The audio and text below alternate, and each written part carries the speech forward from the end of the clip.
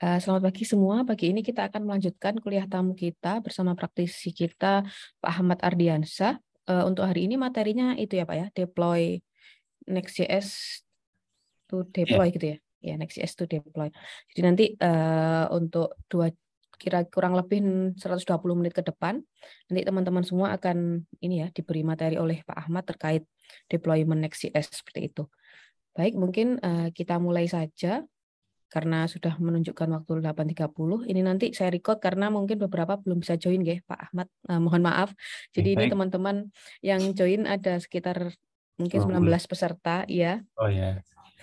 Jadi mungkin ada yang kerja atau gimana. Jadi ini teman-teman yang bisa join perkuliahan hari ini pagi ini. Oke, baik Bu.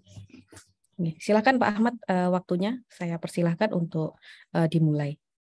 Oke, terima kasih waktunya atas kesempatannya kepada Bu Dian dan Pak Udin serta teman-teman sekalian. Terima kasih. Belum bosan ya? Moga-moga aja nggak bosan aja terus sama saya. Baik, di pertemuan kali ini saya akan melanjutkan pertemuan yang kemarin. Jadi implementasi autentikasi JWT kayak gitu kan. Nanti kita juga sampai ke deployment 1 jam untuk bahas kita autentikasi. Terus yang kedua kita deployment ke production. Oke, saya share screen terlebih dahulu. Oke, jadi bahasannya sekarang itu adalah Next.js Authentication implementasi ke Next.js. Oke,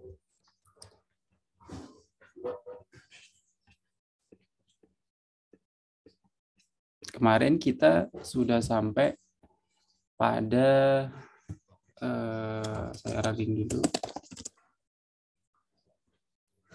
Oke. Oke, kemarin kita udah bikin landing page seperti ini. Oke, habis itu kita coba bikin autentikasi kemarin seperti itu. Jadi ada login, ada daftar, ada verifikasi seperti itu. Oke, saya mulai untuk demonya terlebih dahulu. Oke, dari sini kita bisa kita coba cek datanya terlebih dahulu aja. Di sini udah ada data. Jadi saya pakai database MySQL juga. Ini online, bisa kalian cari yang free, itu bisa. Untuk kali ini saya pakai db4free.net di sini. Dia provider MySQL juga, hanya untuk testing purpose aja. Oke. Dari halaman ini kemarin kita sudah bikin landing page seperti ini. Terus habis itu saya ada update untuk pembuatan di sini. Ada button menu masuk, ininya untuk autentikasi. Kalau belum punya akun, bisa dia daftar. Kalau dia tinggal masuk aja. Oke, kita mulai coba yang belum akun aja. Kita daftar terlebih dahulu. Ini karena email harus valid, jadi saya harus memasukkan email address yang valid karena nanti teknis untuk mendaftar akun di aplikasi kita nantinya itu adalah akun yang benar-benar ada. Nantinya di email tersebut dikirimi magic link, ya bukan link untuk aktivasi email itu sendiri.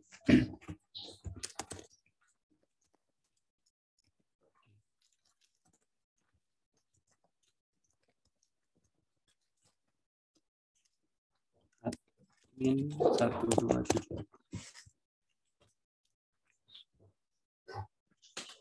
Oke, sembari gitu biar kalian juga tahu juga. Ketika klik ini kita nge-call API apa.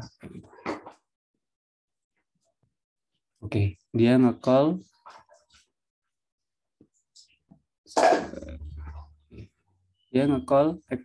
API v1 out daftar.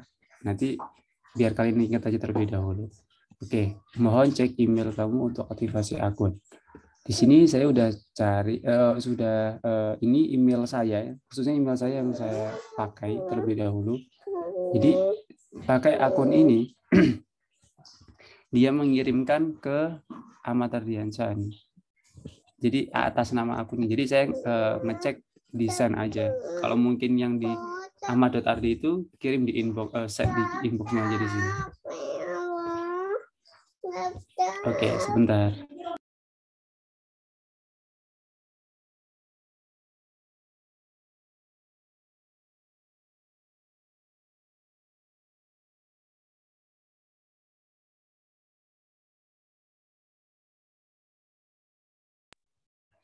Oke, saya lanjutkan.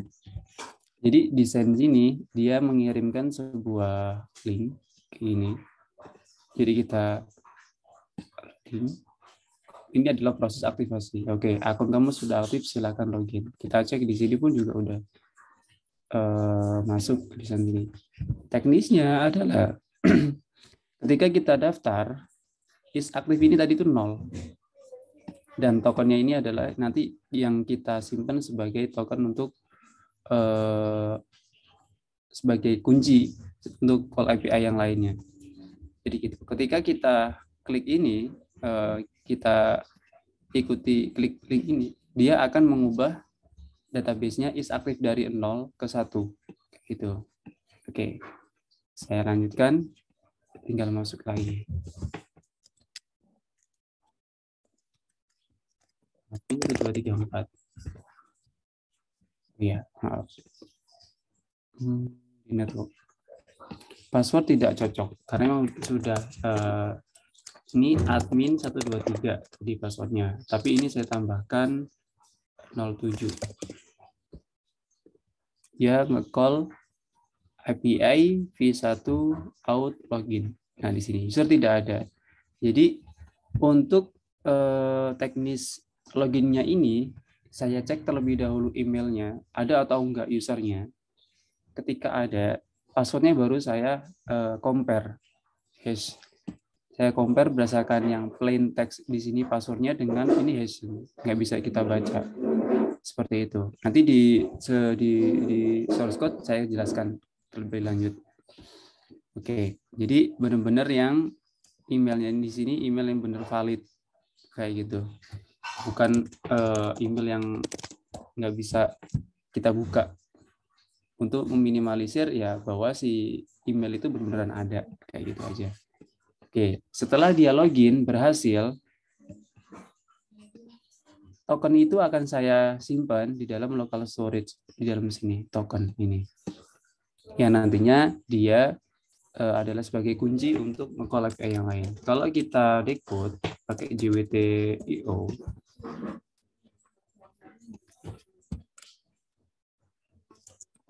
oke. Pilotnya adalah hanya email aja yang saya kirim. Jadi email ini adalah nanti sebagai kunci kita bahwa si calling API ini adalah si email ini, kayak gitu aja.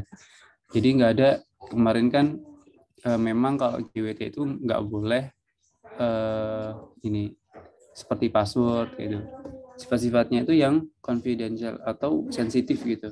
Itu nggak boleh di dalam di dalam JWT, tidak diperbolehkan, tidak dianjurkan mengisi itu. Oke. Jadi teknisnya adalah seperti itu. Ketika kita back dan sini udah otomatis keluar. Kalau misalnya dia udah login dengan filternya adalah ketika si local storage ini ada token, ada item token, dia otomatis dia sudah login gitu. Kalau ketika dia keluar, token ini hilang, bakal tidak ada lagi. Maka ketika ke beranda dia masuk lagi. Oke, kita bahas satu persatu untuk source code-nya. Oke, tahap pertama adalah kita buat modelsnya terlebih dahulu. Oke, di sini ada model user. Ada ID, email, saya sesuaikan dengan yang ada di sini. ID, email, name, password is active, token, created at, updated at. Oke, ID, type-nya number, auto increment, email, name, password, string semua. Tokennya text. Oke. Setelah kita bikin indeksnya, kita masukkan ke dalam file index. Nanti ketika jadi di file index ini dia mengekspor sebuah objek namanya user di sini. Setelah kita bikin modelnya, baru kita cek di API-nya. Di dalam pages, API, V1, kita bahas terlebih dahulu untuk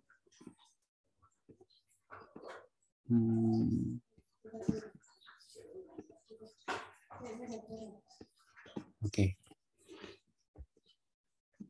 Di dalam daftar terlebih dahulu untuk page daftar. Di dalam page daftar itu sendiri, saya buka file-file mana aja yang kita pakai. Yang pertama adalah di dalam directory page. Karena ini sesuai dengan file sistemnya Next.js, itu ya berarti daftar.js. Oke, di sini.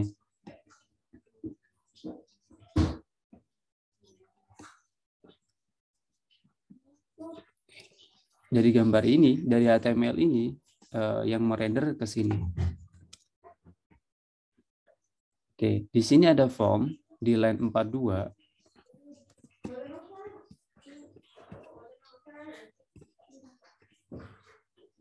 Oke. Di sini ada form dengan on submit. Itu saya lempar ke function ini, underscore submit daftar. Mengirimkan adalah sebuah elemen. Elemen. Jadi ketika klik button ini daftar, dia akan mengirimkan sebuah pilot name, email, password, di mana itu di postman di sini sesuai dengan yang ini. Jadi sebelum itu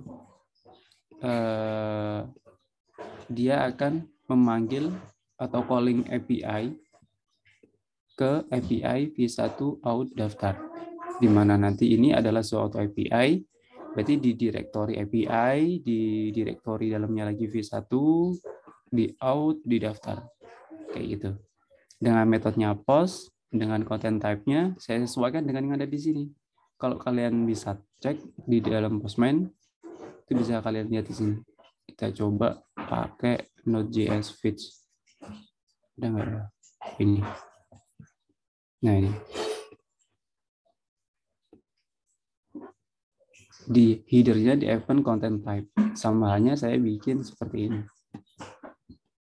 Header seperti ini. Di body-nya di stringify. Diubah dari JSON diubah ke string. Seperti itu. Header, body raw, redirect follow, kita nggak pakai ini. Udah, kita sesuaikan di sini. Jadi setelah kita nge-feed, selanjutnya adalah dari respon itu kita jadikan ke JSON. Jadi ketika daftar di sini pasti ada responnya. Responnya apa aja?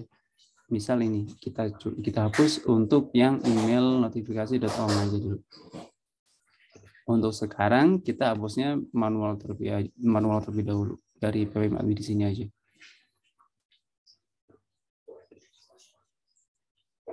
Oke, sekarang kita coba.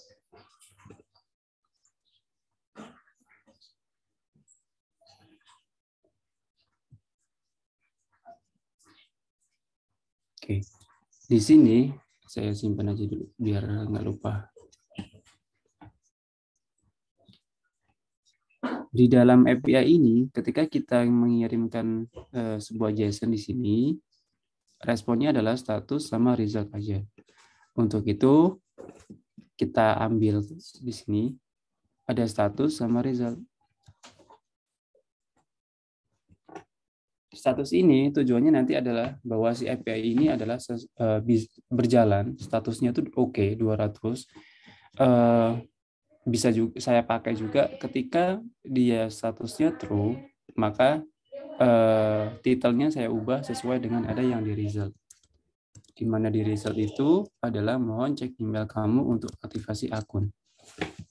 Itu untuk yang di sini. Oke. Saya coba notifikasi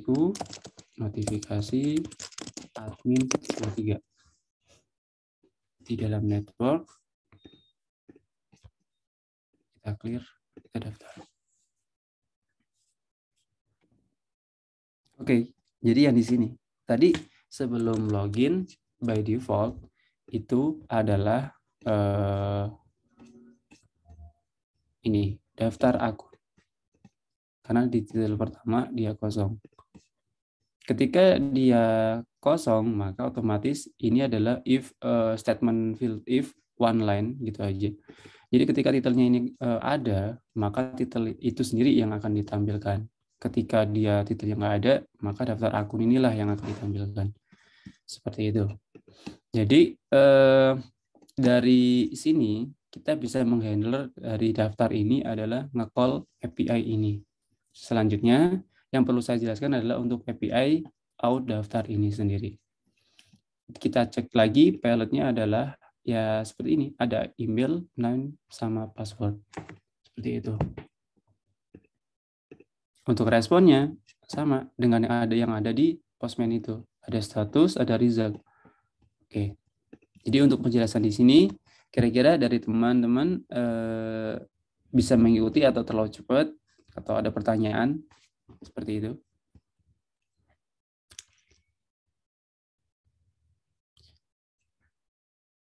Bisa bertanya di kolom chat, bisa juga. Nanti saya jawab. Kalau nggak ada, saya lanjutkan terlebih dahulu. Setelah itu, kita akan membahas tentang API V1 out daftar. Kita cek terlebih dahulu di sini. Oke. Di API V1 out daftar. Oke, di sini. Oke. Jadi pertama kali saya buat function helper lah, untuk send mail. Kebetulan di sini itu kita bisa bikin sih, kalau kalian punya Gmail itu kalian bisa pakai juga untuk kirim email seperti itu, asal kalian sudah mengaktifkan 2FA-nya. Jadi kalian bisa ngeset di situ. Setelah kalian mendapatkan 2FA-nya, maka kalian bisa memakai itu. Di sendmail ini kalau kita buka, kita pakai node-mailer SMTP transport seperti itu. Jadi fungsinya di function ini adalah untuk mengirim kirim email seperti ini. Kalian bisa merubah konten ini dalam bentuk HTML atau kayak gimana. Kalau misal kalian coba lihat di sini, ini mana ya kira-kira. Nah seperti ini, seperti jago di sini. Kalian juga bisa untuk aktivasi akun kan bisa seperti ini. Ini kan sebuah bentuk HTML. Itu bisa kalian ubah. Jadi untuk sekarang saya bikin simple aja. Jadi seperti ini aja. Jadi yang penting kan dari konten ini adalah link aktivasinya itu sendiri. Oke. Seperti itu. Kita pindah ke email di sini. Ke email di sini di dalam sendmail kita mengirimkan sebuah parameter to subject dengan konten. Jadi from-nya dari siapa? Itu diambil dari proses env mail from. Ini biasanya cukup satu kali aja. Ini bisa dicek di env di sini. Oh sorry, ada di env.local karena kita masih ada di lokal. Oke. Dari dalam sini, dari email tadi, dia servisnya apa?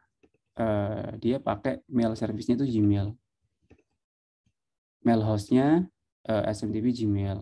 Bisa disesuaikan dari yang di sini. Mail formnya tadi di mana? Dari shopping. Untuk penamaan namanya aja di sini. Ini namanya kan sebenarnya bukan aslinya kan Ahmad Ardiansyah, tapi kita bisa ubah untuk sesuai nama kalian. Cuma emailnya tetap email kalian lagi, kayak gitu. Oke. Jadi mail user sama passwordnya ini bukan password masuk ke Google ini, bukan. Itu nggak bisa. Jadi di sini, di dalam manage account, di dalam security, di dalam 2FA, nah bukan email yang masuk ke sini. Itu nggak bisa. Kalian bikin password di sini. Di sini. Kalian bisa generate lagi. Jadi bisa banyak aplikasi. Oke, saya lanjutkan.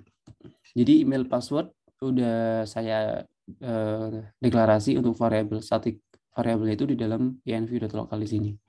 Oke, from-nya kemana, dari siapa, to-nya ke siapa, yang nanti sesuai dari data yang kita kirim di sini, yang di sini. Jadi send mail, to-nya kemana, subjeknya apa, kontennya apa. Nah, ini sebuah kontennya ya seperti ini. env app base kalau kita udah panggil proses.env environment, ya kita tinggal cek di env.local di sini. App base-nya seperti ini, http localhost port 3000. Jadi nanti kalau misal di waktu deployment kita harus nge-setting ini terlebih dahulu. Jadi biar nanti nggak salah kalau misal udah di deploy kok tetap masih localhost. Nah, itu yang perlu diubah di dalam environment. Subjeknya aktivasi akun. Oke, ini subjeknya udah sesuai di sini. Tinggal kontennya udah seperti itu. Jadi setelah itu saya mengirimkan respon JSON statusnya true, mohon cek email untuk aktivasi akun sesuai yang ada di Postman yang tadi. Karena ini sinkronus, jadi send mail dengan REST JSON ini bisa jadi jalan berduaan, jalan masing-masing gitu. Karena ini adalah async await, jadi ditunggu dulu. Jadi prosesnya adalah si password ini tadi itu kan masih text plain ini, ya kan?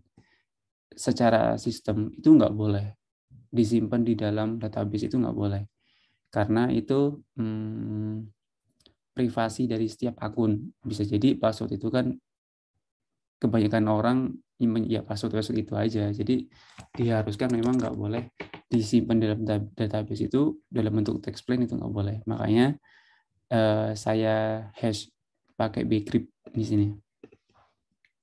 Saya dari yang awalnya itu admin 123 itu di hash untuk nanti disimpan di dalam user di sini, di database. Oke, di dalam password ini. Bukan admin 123 lagi, tapi sebuah hashing. Oke, setelah itu, setelah kita hash, kita kirim, kita bikin create baru ke user dengan passwordnya kita update yang sudah di encryption. Setelah itu kita bikin kita bikin email token, bisa token lagi, tapi expired-nya itu cuma hanya 1 jam aja, untuk nanti ketika kita klik yang bawah yang ini, masih bisa nggak ya? Oh, nggak bisa nih.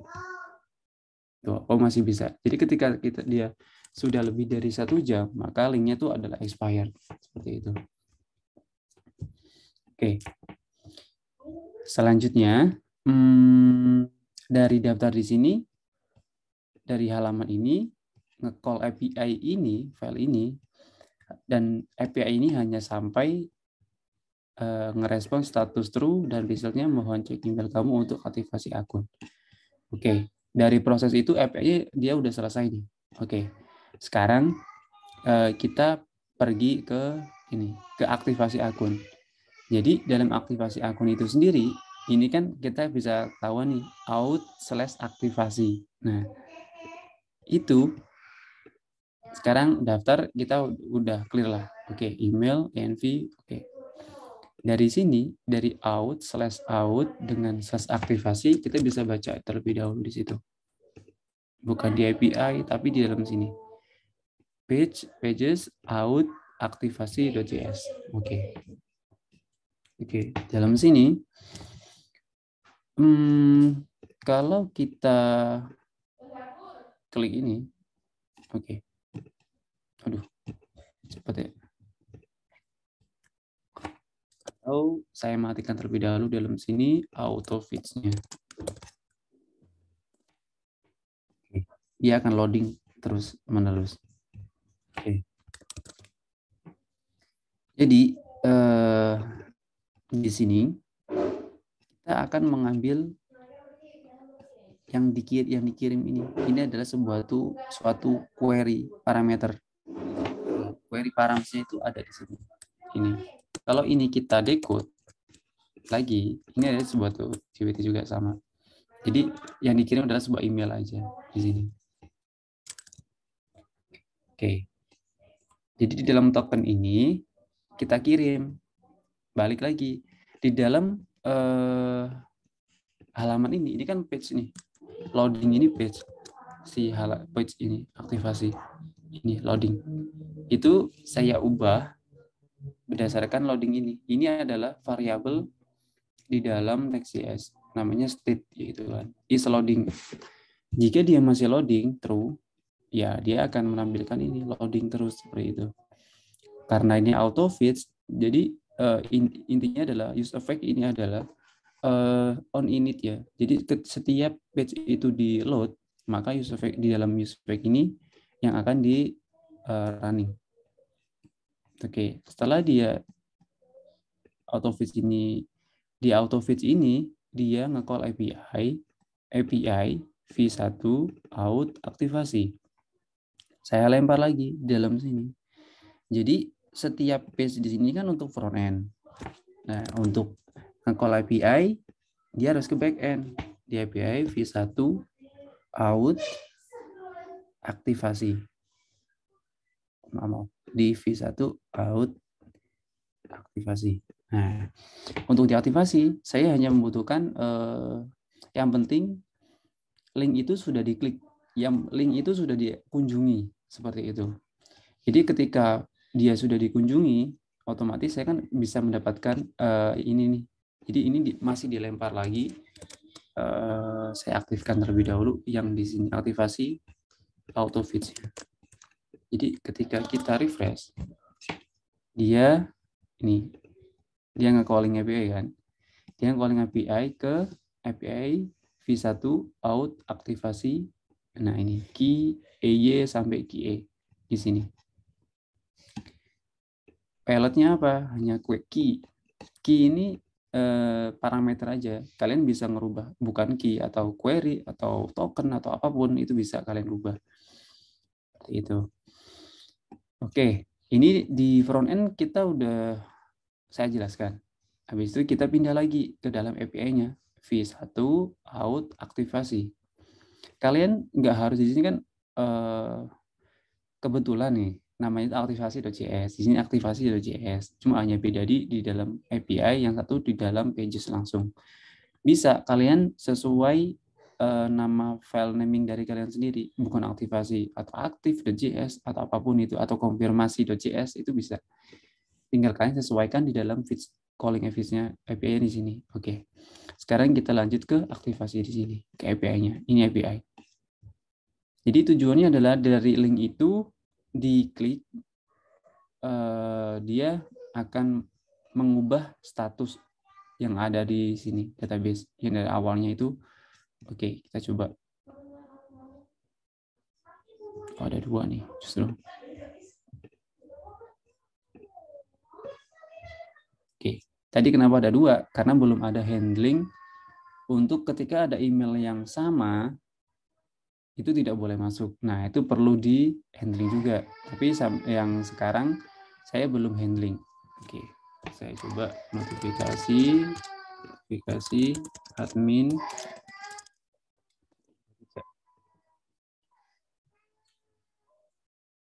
Oke, kita cek datanya di sini. Nih, list aktifnya masih kosong. Jadi kita cek terlebih dahulu di dalam sini, ada notifikasi di sini. Nah, ini yang baru. Setelah kita akses,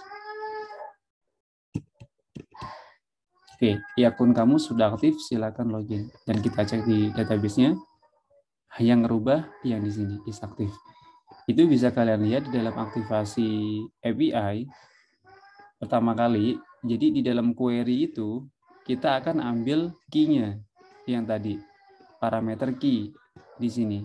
Ini yang panjang ini. Dari yang panjang itu kita verifikasi JWT-nya. Kita bisa pakai JWT lagi, memverifikasi query dengan secret-nya yang ada di depan tadi. proses DNV secret JWT itu bisa kalian di sini. Secret JWT ini random string, bisa kalian sesuaikan. Jadi setelah mendapatkan verifikasi ini, kita akan mendapatkan si email itu sendiri sesuai dengan apa yang di payload di sini, di decode-nya. Jadi kita akan mendapatkan di sini i.email verifikasi.email. Kalau kita console log, ya datanya akan seperti ini.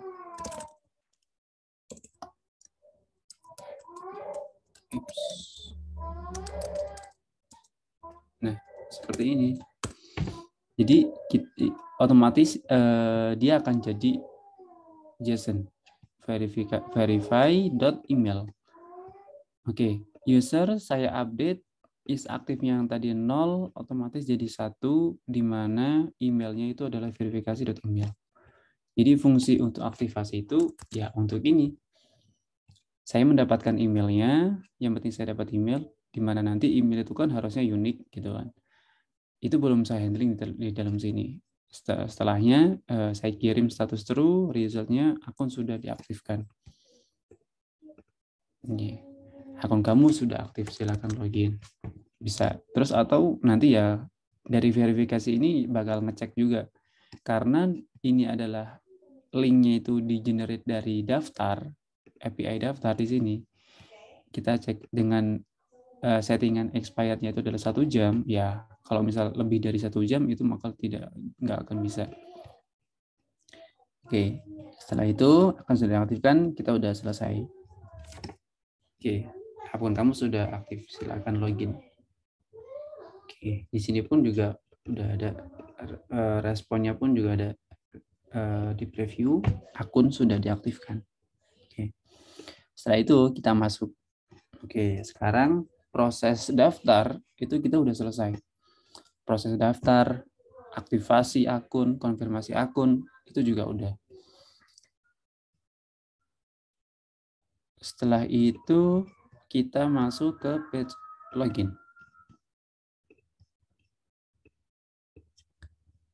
Login itu dari sini adalah login.js. Oke.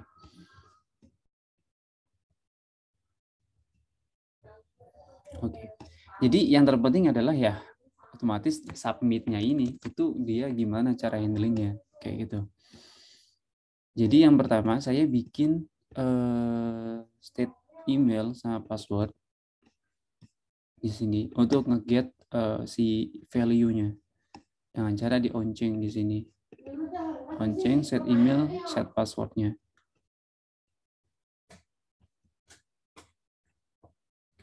Oke.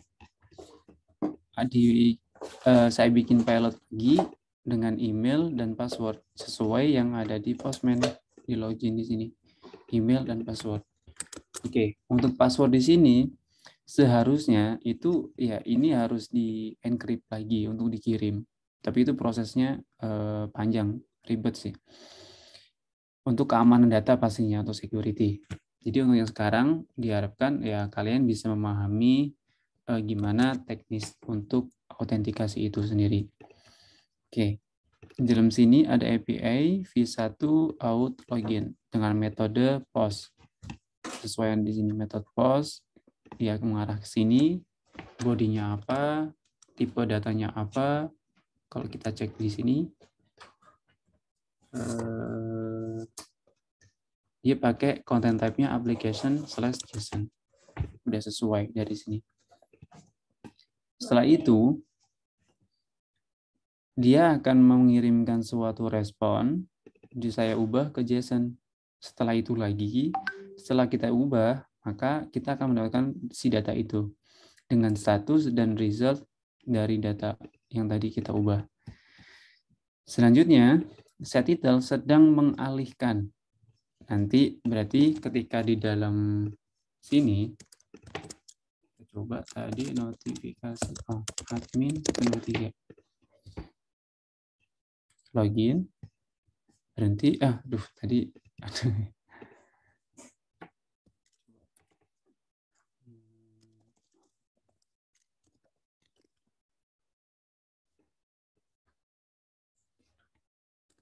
nggak ketahuan. Sedang mengalihkan. Nah, oke. Setelah dia sedang mengalihkan, kita set local storage-nya di dalam application. Oke, di sini ada. Kita keluar terlebih dahulu. Oke, di sini di local storage token ini nggak ada. Kalau kita masuk pakai akun ini ya user tidak ada. Notifikasi akun 123. Ada. Sekarang ada token. Nah, token ini adalah sebagai kuncinya. Dia di set item token dengan resultnya tadi yang di sini. Di mana result login itu ketika ini invalid JSON. Password tidak cocok. Oke, di mana result itu adalah suatu token itu sendiri. Oke. Di sini status berguna. Ketika status itu dia true, otomatis dia berhasil. Kalau kita cek, habis ini kita cek untuk yang API v1 out login. Nah, kita cek di sini. Oke, untuk page login, menurut saya sih udah cukup sih apa yang saya terangkan terlebih dahulu. Sekarang kita pindah ke API v1 out login. API v1 out login. Oke. Di sini di dalam post di sini, bentar, ini simpan aja. Oke, biar aman. Dia mengirimkan email dan password. Oke, otomatis dalam body di sini dia akan mengirimkan seperti ini.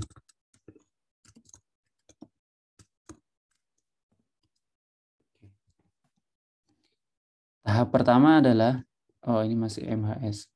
Bolehlah. Nah, karena ini nama variabel aja, ini update dari kemarin. Kita pakai mahasiswa. Jadi kita cari user, kita find one, kita cari satu, di mana emailnya itu adalah dari body.email. Tahap pertama untuk pengecekan. Jika dia ada, kita langsung jalan ini. Jika nggak ada, ya user tidak ada. Berarti berdasarkan email aja, kita belum cari atau kita compare berdasarkan password. Enggak. Jadi satu persatu. Kita cek emailnya ada atau enggak. Kalau nggak ada, berarti user tidak ada. Ketika dia ada, sekarang kita cek passwordnya. Kita pakai bcrypt, di mana tadi ketika daftar, kita juga pakai bcrypt sebagai hashing passwordnya. Otomatis ketika waktu login, kita harus pakai bcrypt juga untuk compare plain passwordnya di sini, body.password. Body ini kan dari data yang kita kirim di Postman terlebih dahulu di sini. Sedangkan yang MHS password, ini yang ada di database. Dari MHS ini kan variabel ini. Otomatis MHS dot semua data yang ada di database dot password. Di compare. Ketika dia sesuai, true atau false, ispassnya itu pasti boleh yang di sini. Jika true, maka dia berhasil. Kalau false, ya kita kirim false, password tidak cocok. Jadi nanti di sini ada dua kemungkinan. Satu, usernya ada atau enggak. Yang kedua, setelah usernya ada, kita cek passwordnya. Oh, passwordnya memang tidak cocok. Jadi memudahkan untuk logging juga dari sisi sistem juga. Oh, ternyata dia sudah berkali-kali nyoba, dia ada beberapa kesalahan masukkan password gitu. Kalau user tidak ada, kemungkinan wah kita sedang di brute force atau di apapun diserang lah kayak gitu. Oke, kita lanjut ke jika kondisinya dia benar. Oke, setelah itu kita generate token lagi. Untuk apa? Untuk kunci nanti, untuk kuncinya sebagai kita calling API. Oke, dalam sini kita hanya ambil emailnya aja. Jadi kita nggak ambil body di sini. Otomatis kalau kita generate pakai body, password ini pun pasti akan tampil ikut. Itu kenapa kita bikin sendiri aja, hanya email aja. Dengan secret JWT-nya ya dari yang tadi, yang di NV itu. Sedangkan expirednya, karena ini nanti login aplikasi, bukan suatu link atau apa itu ya, saya bikinlah 3 hari. 3 hari. Kalau misalnya dari sini, itu ada contohnya 60, ini per menit ini. Ini berarti satu menit. Ya. 2 days atau 10H, 7D, itu bisa kalian coba baca dokumentasinya untuk JWT sign di sini. Oke. Saya pakai expirednya nanti tokennya selama 3 hari. Setelah itu saya update. Setelah saya bikin tokennya, saya update nih di dalam user sebelum login. Jadi kalau misalnya di sini ini kan dia belum sama sekali login. Untuk sistem nanti kita bisa cari untuk kebutuhan di sistem. Oh ternyata sih email itu hanya daftar aja, belum pernah login, belum pernah pakai aplikasi kita. Itu untuk data analisis, itu kebutuhannya nanti ke belakang. Oke, selanjutnya setelah dia ini kan proses login. Setelah dia berhasil, kita update tokennya. Berdasarkan apa? Berdasarkan emailnya tadi. Kan dia masih kirim email di sini, di dalam body.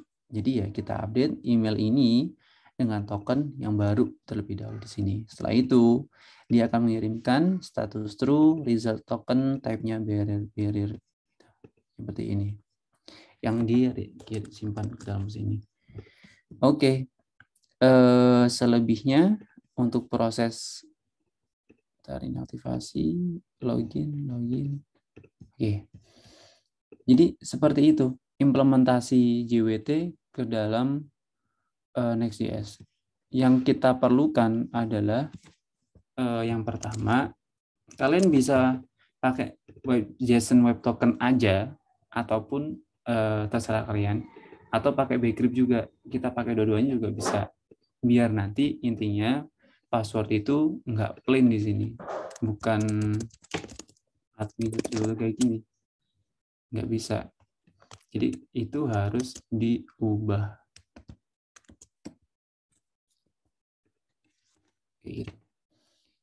Nanti juga harusnya di dalam sini harus ada fungsi lupa password kayak gitu kan. Nah, di mana lupa password itu diharuskan sih kalian sudah harus pakai email yang beneran email, karena apa? Biar mengurangi data-data yang non human atau robot kayak gitu kan. Jadi emailnya sudah terfilter bahwa email itu aktif beneran kayak gitu kan. Jadi semakin data dan user itu semakin beneran bahwa dia itu seorang manusia kayak gitu. Ataupun ya kalian punya email yang banyak, ya nggak masalah. Yang penting akun itu benar-benar ada. Karena untuk kirim email ini.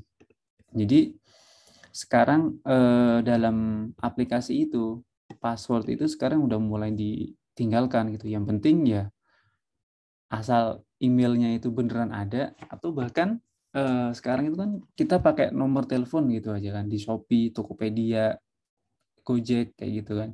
Ya udah login aja itu berdasarkan nomor telepon. Jadi bener-bener yang hanya pengecekan bahwa nomor ini tuh ada loh gitu. Ya udah, kalian silakan bisa login gitu. Password pun kita passwordless lah intinya.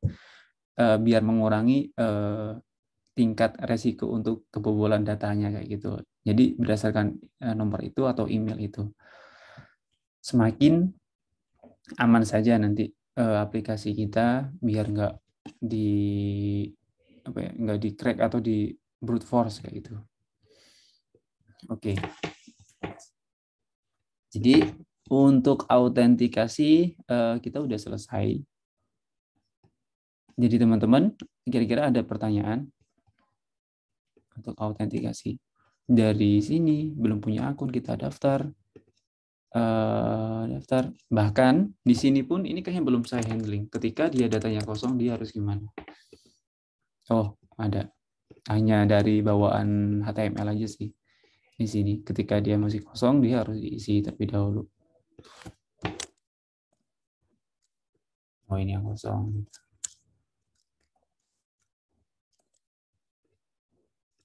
Password, oh iya. Oke. Dari teman-teman sampai sini ada pertanyaan terlebih dahulu atau gimana? Atau masih bingung atau kecepatan, minta tolong diulang lagi dong untuk yang proses daftar atau login. Iya, Pak. Mungkin saya ingin tanya, Pak. Tadi kan untuk apa? Ada waktu ngecek yang Bcrypt, yang sync Hmm. to itunya apa? Database-nya itu ya, Pak ya? Hmm. Mana tadi? Kayaknya ada yang cek Bcrypt yang bawah. Mana ya tadi ya? Itu proses apa? Daftar atau login? Yang sudah login tadi. Oh, Yang sudah ini, Pak. login. If setelah dia checking apa? Checking password. Nah, itu Hmm. kan tadi kan Bcrypt-nya kan ini let is pass itu, comparing itu. Nah, itu Hmm. sudah bawaan Bcrypt atau gimana, Pak? Oh iya, itu udah bawaan dari Bakery itu sendiri. Oke. Comparison ini bawaan dia sendiri. Intinya ya function yang udah disediakan oleh si Bakery itu. Dia mengirimkan data dengan encrypted file. Jadi data ini adalah si plain text passwordnya. Ini kalau dari example-nya itu ada. Dia plain text-nya aja. Admin 123-nya itu sesuai dengan parameter yang dikirim. Kayak gitu. Selanjutnya, yang kedua itu adalah encrypted-nya. Di mana ya kan dari proses daftar itu sendiri dia sudah disimpan, udah dienkrip terlebih dahulu dengan cara hashing. Hashing pun juga ada dua parameter. Yang pertama itu data plain text passwordnya. Yang kedua adalah salt round-nya, tingkat apa ya kalau salt itu garam ya, tingkat untuk encryptnya lah, hashingnya itu ada 10. Seperti itu. Jadi ketika di login konversinya sudah bawaan dari Bakery itu sendiri. Kalau di PHP biasanya MD5 bisa banyak gitu kan. SHA1 Eh, bisa. oh ya, Pak Ahmad mau izin tanya. Ya, Ini berarti untuk apa koneksi ke database-nya itu ngambil ini perlu ambil database atau gimana ya, Pak ya? iya. Jadi dari Itu di pertama mana kali, tuh, Pak? oke. Settingan pertama kali itu di model di sini, di model Di terlebih dahulu. indeksnya. Iya, Oke. model indeks ini. Jadi Oh, dalam ini indeks ya. ini dia akan membaca config.js terlebih dahulu di sini. Di mana config.js itu adalah isi dari static variable untuk SQLize gitu. Kita kan pakai ORM SQLize kayak gitu. Dia ketika kita menginisialisasi SQLize, dia akan bikin directory config sama config.js-nya, model dengan index.js-nya, selanjutnya seeders di sini untuk migrasi dan directory migration di sini. Ini untuk ketika kita bikin model dengan command line, otomatis ini kita akan membuat di sini. Jadi kalau kita SQLize migrate DB-nya, otomatis di database juga ada. Generate ya, Pak ya. Iya. Oke, oke, oke, Pak. Jadi seperti itu. Di konfigurasi kita ambil proses environment-nya dari di sini berdasarkan dari nvlog-nya. Environment. Oke. Ya, environment di sini. Jadi di sini saya pakai db4free.net di sini. Usernya ada, passwordnya ada, name-nya ada. Jadi di sini. Ini juga online semua. Siap, Pak. Oke. Ya. Kasih Pak Ahmad penjelasannya, Pak. Oke. Tinggal kita bikin nanti dibikin kategori API-nya gimana, untuk produknya seperti apa. Ini kan sudah saya siapkan, cuma belum saya lanjutkan lagi produk review. Nanti ketika kita lihat produknya itu ada reviewnya apa aja gitu kan. Oke, jadi untuk bahasan yang pertama itu implementasi JWT di Next.js kita udah selesai. Seperti itu. Jadi tinggal kita udah sesuai nih. Sudah pakai JWT, udah pakai token dari JWT itu untuk login itu juga. Jadi ketika kita bikin lagi untuk kategori baru tuh di situ kita pakai middleware, udah disiapkan kemarin itu middleware-nya di dalam helpers middleware di sini. Oke. Sudah dibikin, tinggal dipakai aja. Oke. result statusnya false author. Oke, sekarang kita coba bikin API-nya untuk nge-get data diri kita. Out kita.me. Kita ambil yang ini aja, kita copy jadi me.js.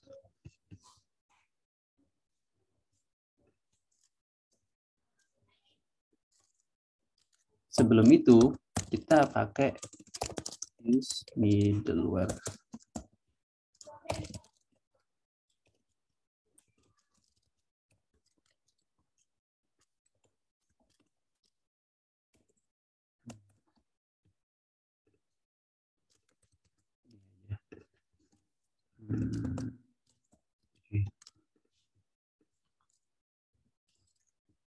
Kita akan mengakses me. Kita bikin aja terlebih dahulu di out.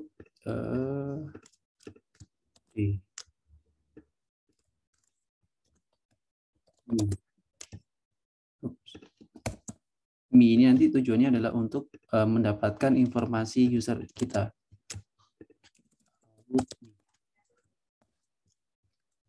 Link expired. Oke, kita masih pakai ini. Oke, kita akan bikin respon JSON.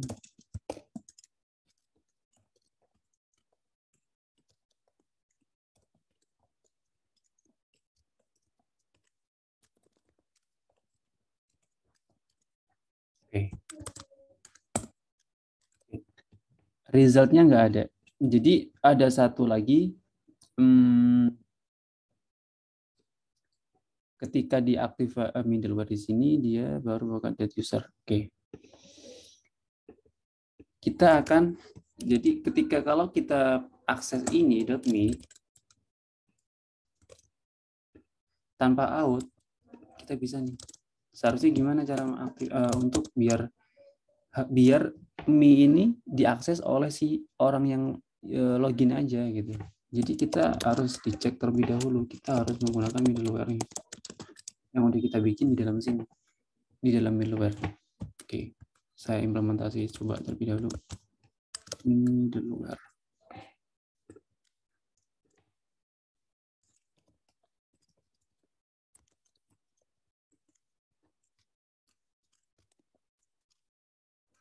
Add helpers middle use.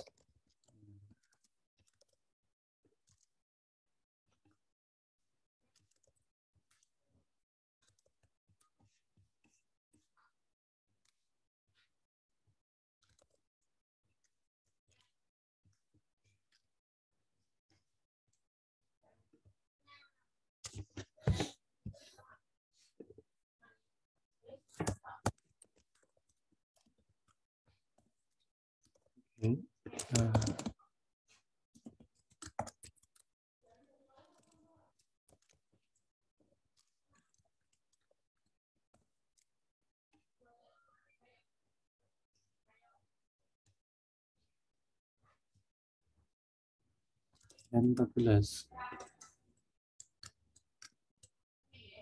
Ups, bukan di sini.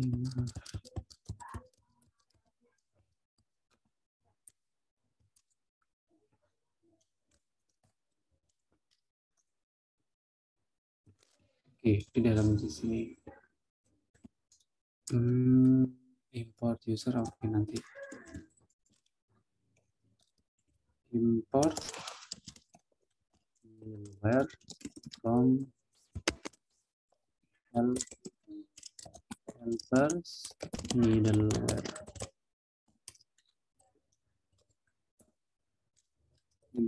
Error. Okay. Router asynchronous next connect gitu.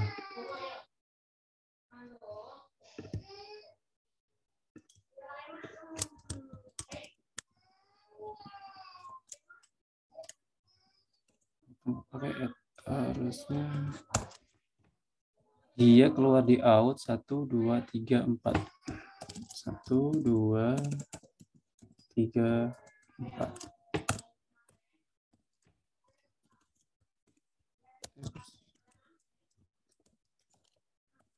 Where?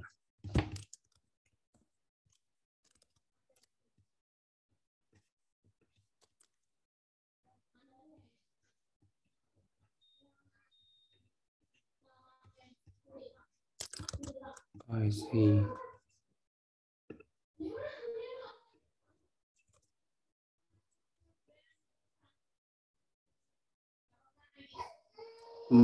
Dari sini. Jadi ketika dia tidak ada, kita bikin aja bahwa kalau misal dia autorisannya itu nggak ada, gini, kita bikin bearer token tapi asal. Oke. Jadi dalam sini, jadi ketika dia ada authorization atau enggak, berarti kita harus handle terlebih dahulu di sini. If authorization, jika ada,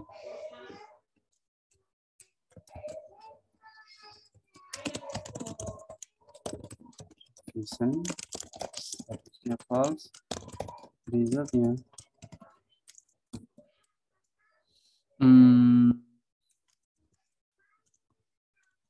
need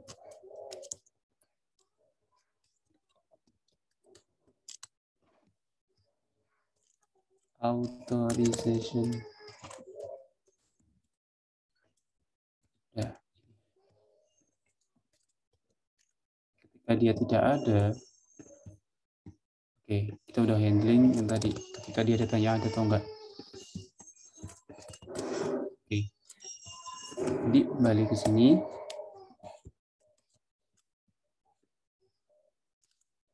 Oke, kita pakai waktu login, kita ambil ini, pakai token yang ini, kita get me, out-nya itu bearer token. Oke, kita dapatkan email notifikasi.ong.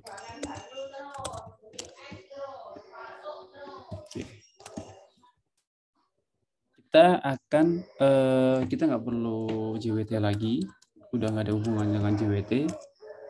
Jadi kita akan get data user itu, user await user find one berdasarkan email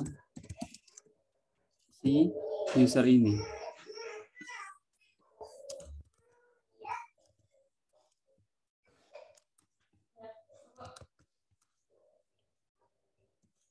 Result.email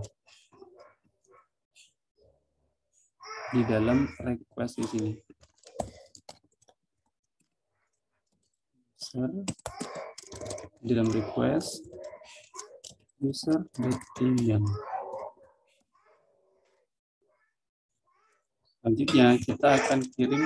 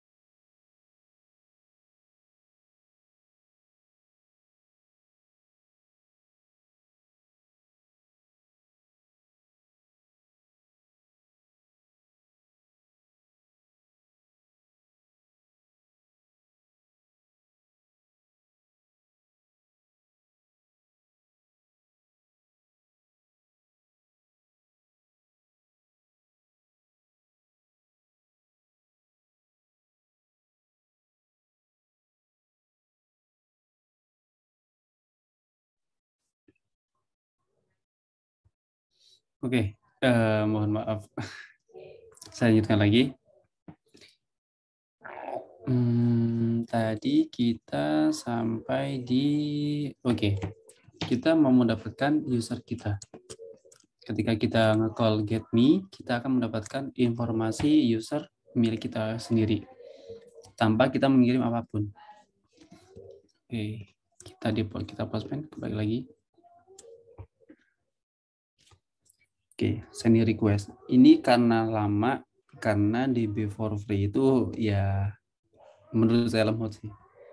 Ya, nama juga gratisan gitu kan. Oke. Jadi dalam sini kita mendapatkan ID, email, name, password yang ada di dalam database kita. Jadi ketika kita nge-call out me, kita tanpa mengirim apapun, kita hanya nge-get dengan metode get dengan me. Kalaupun kita nggak pakai no out, kita nggak bisa.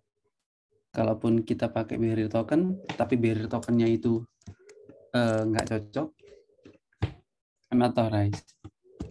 Jadi harus benar-benar yang token yang beneran, yang berdasarkan dari login tadi, baru kita bisa mendapatkan objek ini. Oke, jadi ini kita udah implementasi middleware juga nih. Kita di dalam sebelum kita nge-get me di sini v1 out me, kita ada pengecekan terlebih dahulu di middleware. Kita bahas middleware-nya. Di dalam middleware sini kita bikin function, intinya bikin function use, di mana request respon dengan selanjutnya apa yang mau kita lempar, mau kita lanjutkan. Jadi pertama kali dia akan ngirim authorization.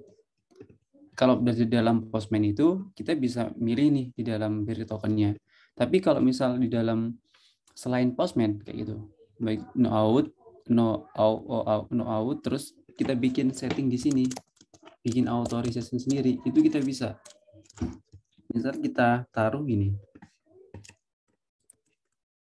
di sini, error unauthorized, karena dia masih ada di sini. Sedangkan di sini adalah isi dari authorization itu adalah barrier xxx sampai ke belakang ini dengan token yang panjang itu dipecah berdasarkan spasi di sini.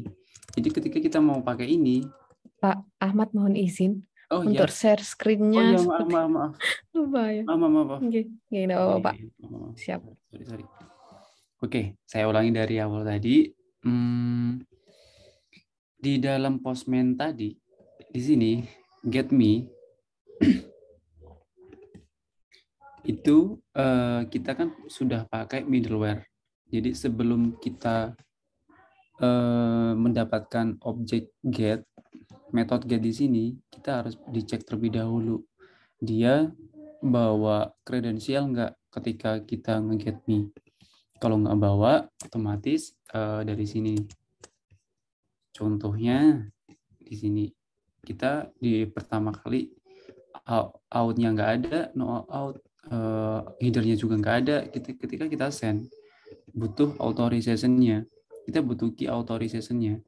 Oke, kita butuh nih authorization yang dari sini, dari Postman, dari JWT barrier di sini. Oh, JWT token di sini.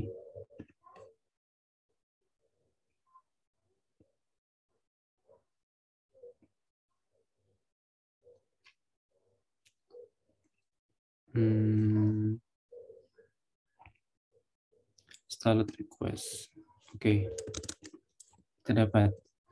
Kalau tokennya kita acak, kita tambah satu aja, huruf satu, gitu. Ya nggak bisa unauthorized.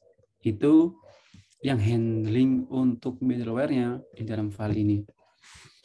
Jadi setiap kita mau request, itu pasti kita cek JWT-nya.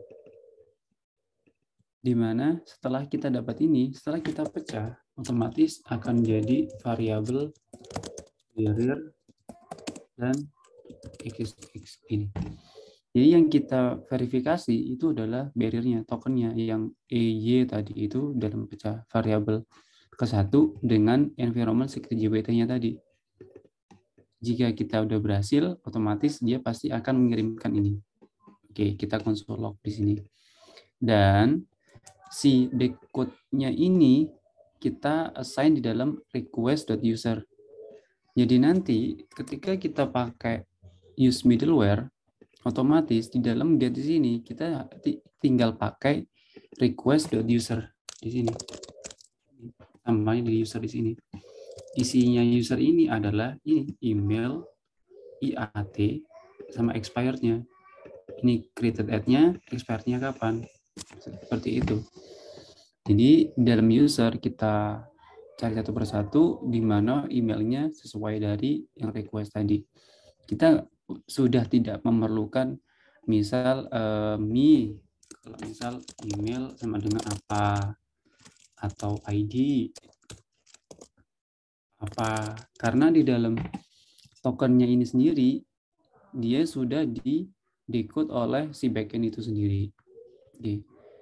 Terus bagaimana caranya kalau misal kita saya nggak pakai Postman nih, saya pakai aplikasi manual sendiri atau dari Python atau dari apapun, dari bawaan Chrome atau dari sini kayak gitu kan. Kita pakai Postman, kita ubah type out-nya tuh no out, tinggal kita sesuaiin di authorization di sini, tinggal kita tambahin barrier ataupun penamaannya asal dia dihubungkan dengan spasi. Entah ini namanya, ini belum kita handling aja sih di dalam middleware di sini. Ataupun kita kalau mau handling juga ketika dia harus benar-benar barrier, tulisannya harus barrier kayak gitu kan. Berarti ya kita tambahin filternya. Di indeks ke-0, pecah indeks ke-0, dia harus benar-benar tulisannya itu barrier kayak gitu. Karena ini kita bypass semua, ya udah kita hanya butuh ininya aja. Kita kirim. Itu ada dua cara. Kita bisa pakai headers dengan key authorization, value-nya mirror EY bla bla bla itu, atau kita bisa pakai dari out yang sudah disediakan oleh si Postman itu sendiri. Tinggal kita copy paste si tokennya. Kalaupun kita generate, ya sama aja. Dia barrier spasi nama tokennya. Kayak gitu. Perlu ada satu bahasan lagi sih kalau misalnya kita perlu di ini bahas satu persatu gitu kan. Tapi kebanyakan itu rata udah kita pakai barrier token. Ya, barrier token ini aja. Oke, dari situ kita sudah belajar middleware juga.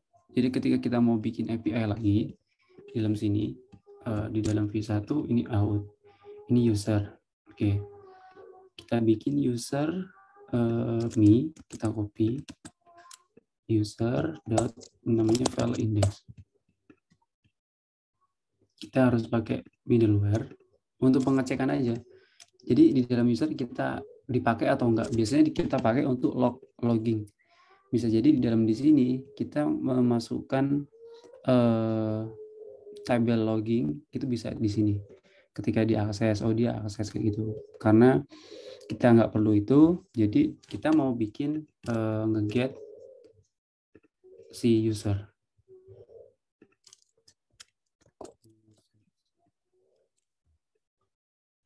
Request v1 users.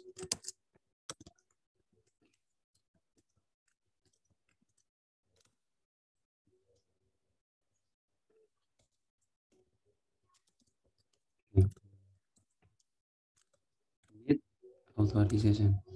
Oke, karena ada ini use middleware, kalau kita matikan. Oh, sorry, maaf. Ini bukan file ini yang diupdate, tapi yang ini. Kita matikan ini, terus kita nggak perlu ini, kita ubah ke respon seperti ini. Oke, dia dapat meskipun tanpa out. Kita nyalakan out-nya, dia butuh authorization. tekan di sini. Copy di mana? Oh, di opsi. Di dalam login. Ini.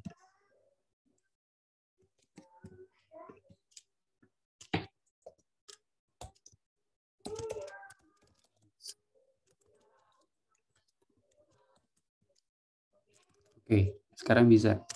Sekarang kita nge-get semua usernya. User dengan cara await users.findAll.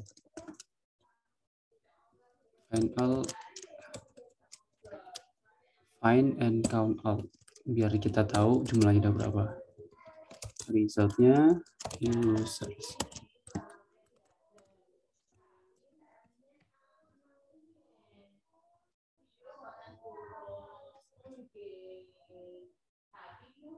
Oke, kita ngedapatin atau kita nggak perlu itu, langsung aja user.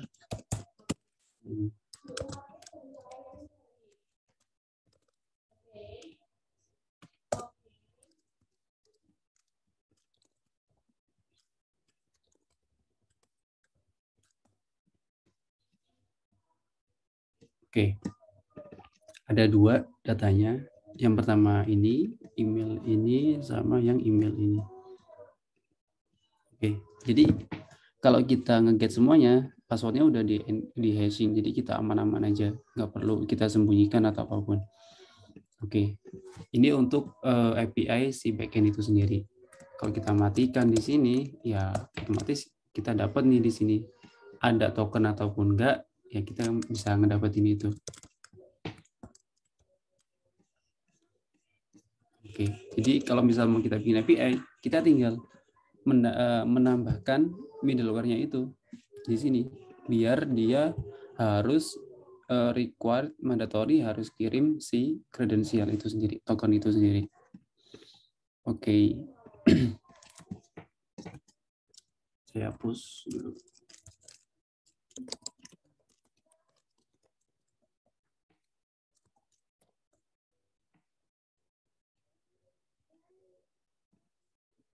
Oke.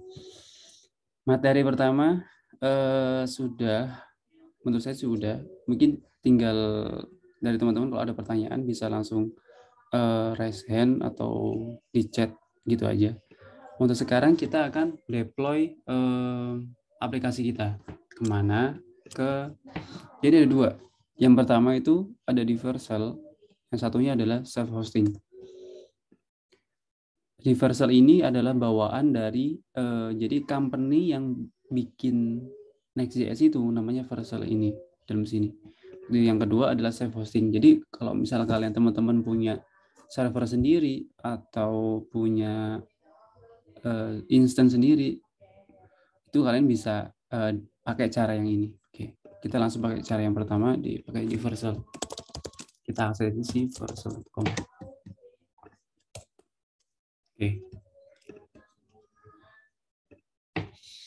Kalian bisa daftar di login to Vercel ini pakai GitHub, GitLab, Bitbucket, atau SAML, SSO, ataupun email. Bahkan si Vercel juga hanya pakai email aja tanpa ada password juga. Kita masukin email yang valid, dia akan kirim link untuk login. Gitu aja. Oke. Kalian bisa daftar. Kalau saya pakai GitHub, diusulkan sih pakai GitHub. Biar nanti kalau misal ada codingan, ya kita tinggal bikin aja.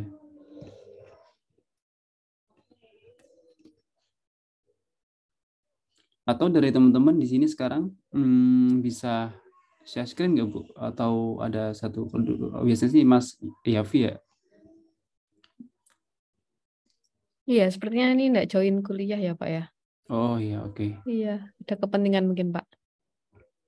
Tapi di sini teman-teman yang sudah join, ada yang mau saya guide nggak untuk Vercelnya ini? Bisa share Silahkan juga. teman-teman Nanti, yang mungkin bisa bantu ini juga teman lainnya ini gitu saya Pak. arahkan aja kayak gitu.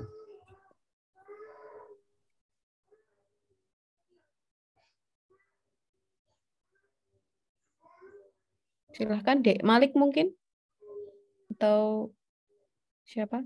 Jadi biar kalian langsung aja, bukan dari saya ini. Ini saya udah ada akun sih.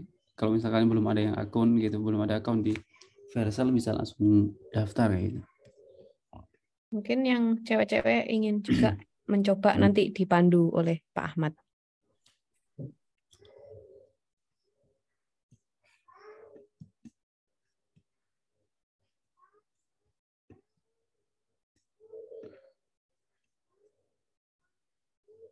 Oke, saya terlebih dahulu deh, Bu. Ngapunten ya Pak, ini Oh sepertinya iya, anak-anak. Iya, iya, nggak apa-apa. siap-siap. Jadi di dalam sini saya udah bikin sih di sini. Oke, saya remove aja terlebih dahulu. Atau saya bikin project baru yang kosongan aja. Ingat. Ups.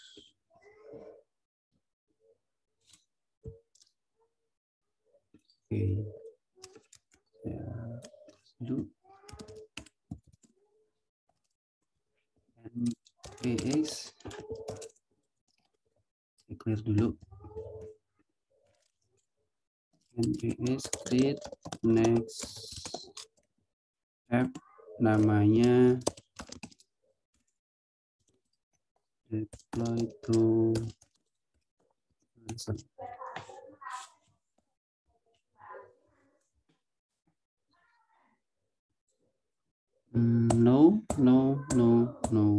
No, sesuai dari yang kita bikin. Selanjutnya kita bikin repository di GitHub dengan catatan repo kalian ini harus public biar nanti si Versal ini bisa nge-get repository kalian. Deploy to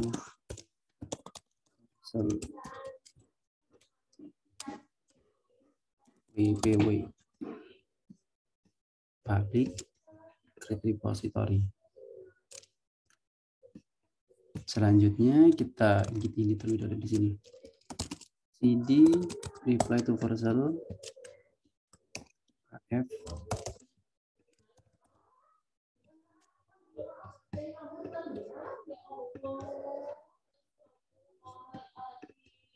ini.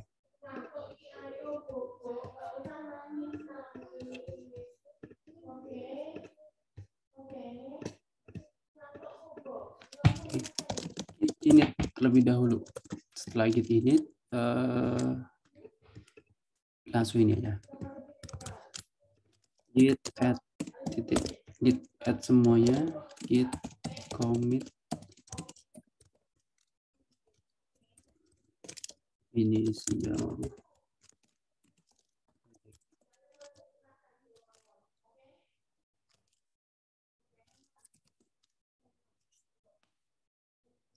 Untuk commit git add, kita arahkan ke sini.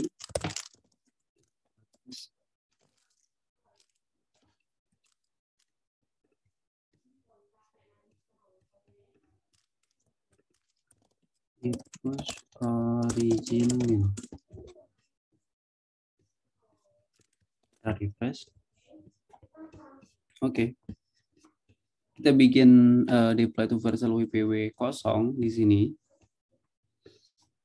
Sehabis itu kita kan udah daftar di sini npm run dev.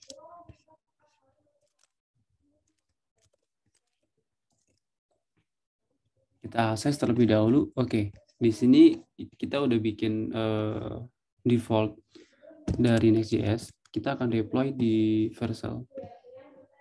Oke, dalam sini add new project. Nih yang baru deploy just now. Jadi sebelum gimana ya, dari teman-teman sih harusnya ini. Jadi ya udah kita import aja terlebih dahulu. Import, kita bisa setting di dalam sebelum dia nge-build install dependensinya apa, environment-nya yang kita pakai apa aja, kayak di sini.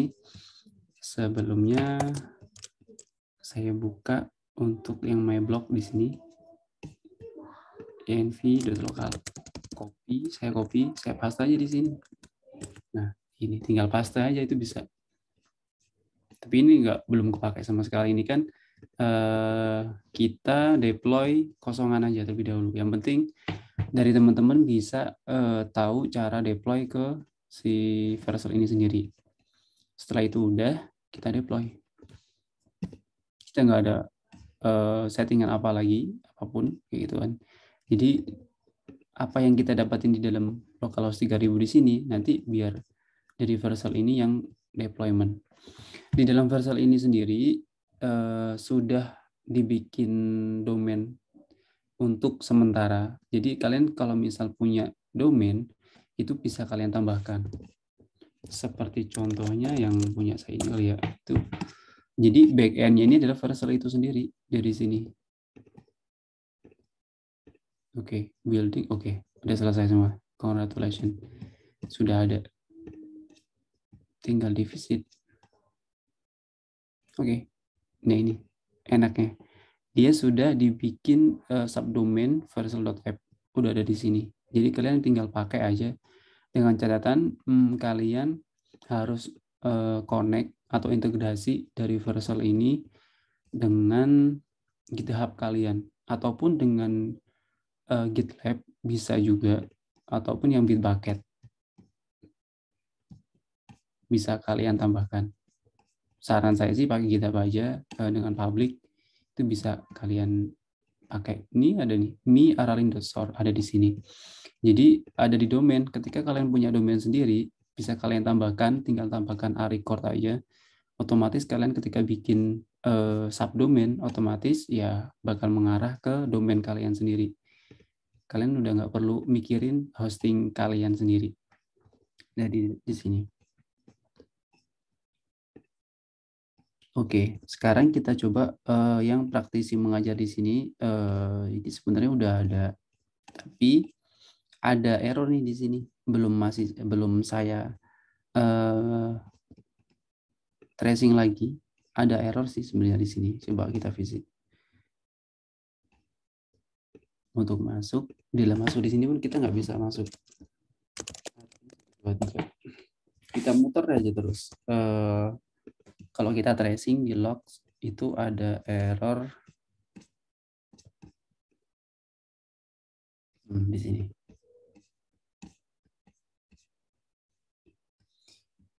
Please install MySQL2 package manually. Ini nggak ada nih. Kalau misal dia hobi itu kita nggak punya akses untuk install dependensi itu sendiri. Paling harus enterprise sih. Kalau misal nggak bisa ya berarti itu limit dari Vercel itu aja. Oke, dari Vercel ini sangat mudah sekali, minim effort buat setting-setting yang lain. Kalau kita punya environment, tinggal kita kopas aja kayak gitu kan.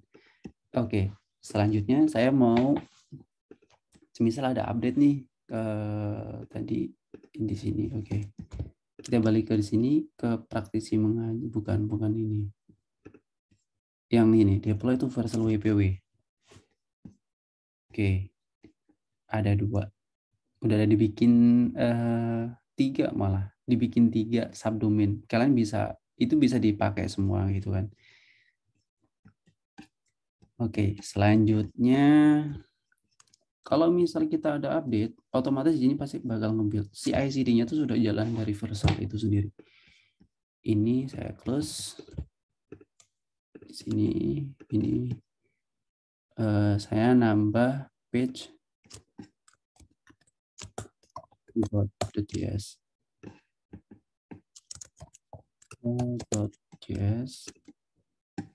get started starting ini page. Oke. Kalau kita cek dalam lokal kita, otomatis dia udah ada about. Ini page about. Kita tambahkan ketika klik editing atau apapun kita pindah ke halaman gitu aja.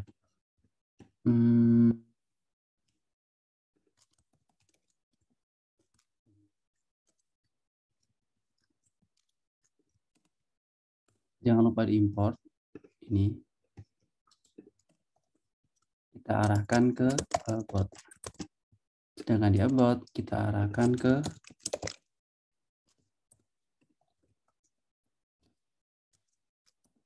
home.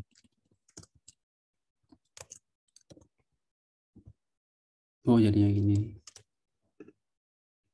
About ke about editing. Oke. Kita bikin simple changes saja. Kita upload. Home to upload.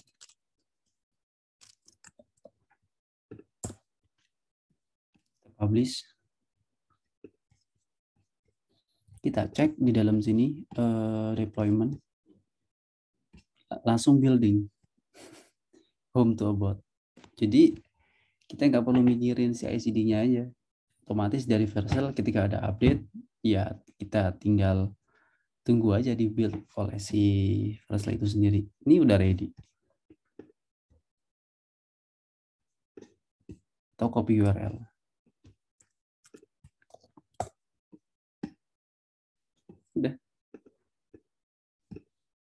Sudah dibikin apa ya?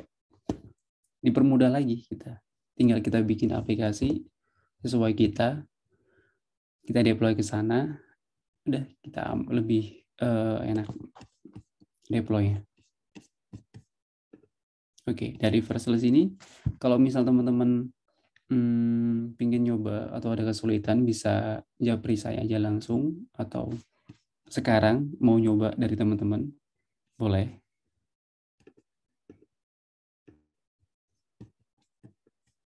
Pak Ahmad izin tanya Pak. Ya. Berarti untuk Vercel ini memang khusus bawaan Next.js ya Pak ya, punyanya Next.js ya? Atau mungkin Iya, bisa untuk deploy lain? bisa deploy lain sih. Oh Terlebihnya bisa juga Pak. deploy. Oh Jadi iya kalau iya kita iya. mau bikin project, bisa sih. React pun saya udah pernah bikin, Oh bisa ini ya Pak ya. Oh, oke buat oke ya React. ya ya. File ini kalau all template dari kita ambil dari all template aja itu bisa ada banyak sih. Next ini Nux. Tadi Fight juga ada Pak ya sepertinya. Ada, Fight juga ada, iya. Oke Pak. Kalau kita cek di, bukan di sini, jangan di logout aja.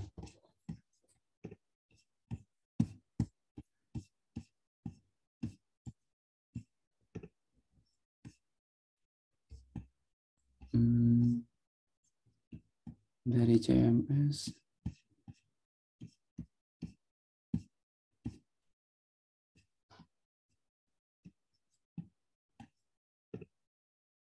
Bukan di fitur.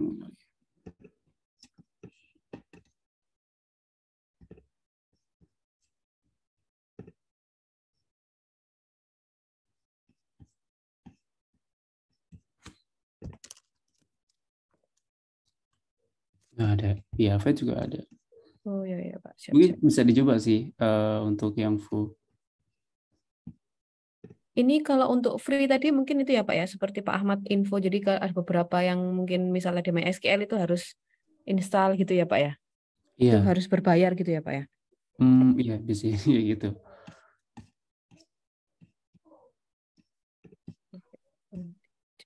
Kalau memang nggak bisa pakai MySQL kan kita bisa pakai yang MongoDB atau Mongoose kayak gitu kan. Banyak pilihan sih. Karena juga sama-sama untuk penyimpanan database gitu aja. Nggak harus pakai MySQL juga. Ataupun pakai Postgres gitu kan nggak harus juga. Jadi bisa juga dari Vercel ini kita sudah dipermudah kayak gitu aja. Apalagi kita mau yang berbayar $20 per user. Berapa ya? 2 kali 3, 300.000. Mungkin 300.000 per bulan. Kalian bisa unlimited, ya mungkin 1 tera gitu. Ada email support, review UI dari tim komen, itu bisa. Otomatis kalian yang build CI/CD-nya di sini pasti sudah ada. Oke. Untuk yang pertama kita pakai Vercel itu sangat membantu sekali sih dari Vercel ini. Bisa kalian coba. Dari pricing itu bisa dicek juga. Jadi sekarang udah jarang sih kalau misal kalian mau bikin server sendiri terus deployment sendiri. Nah, itu udah jarang. Jadi benar-benar pakai third party, kita deploy ke sana. database mungkin kita simpan di kita sendiri, jadi dari Vercel itu nembak ke database kita, bisa kayak gitu. Jadi lebih cepat untuk deployment, apalagi untuk show ke atasan ataupun kita kirim tugas kayak gitu, bisa aja. Oke, selanjutnya saya mau coba deployment ke server saya sendiri. Saya kebetulan pakai AWS juga, di mana juga ada instance. Jadi di dalam sini selain kita pakai Vercel, kita self hosting gitu sendiri.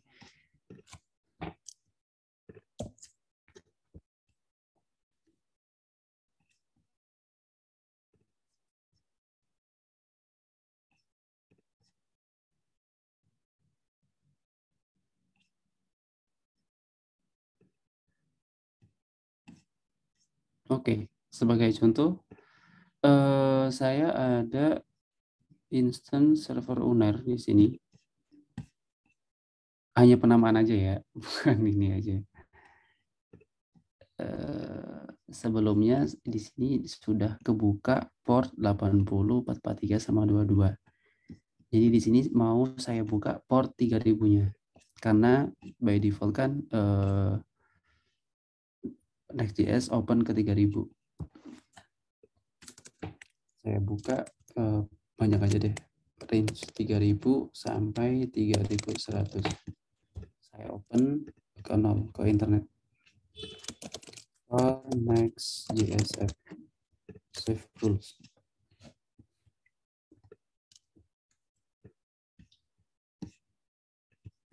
Oke. Setelah itu kita akses SSH terlebih dahulu.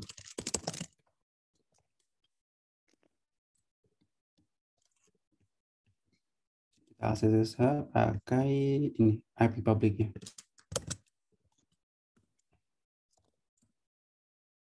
Oke, kita udah bisa masuk ke dalam server ini sendiri.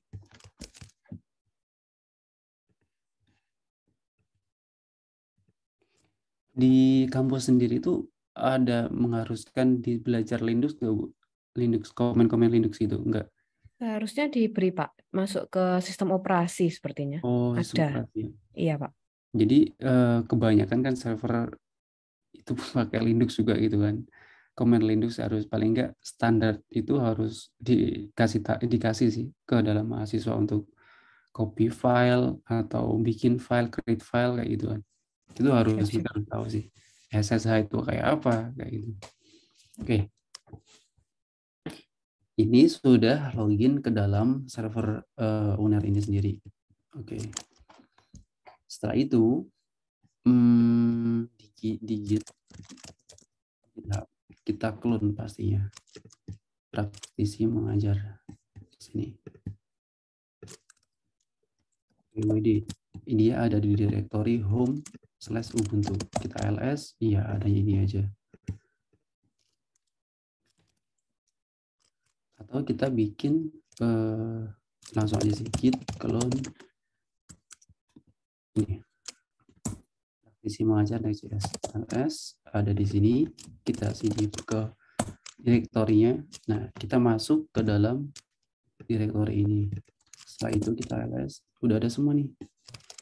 Yang pertama yang kita lakukan adalah sebelum kita deploy, itu adalah menginstal dependensinya dengan cara npm install aja. Oke. Install Node.js-nya. Install npm. Ya.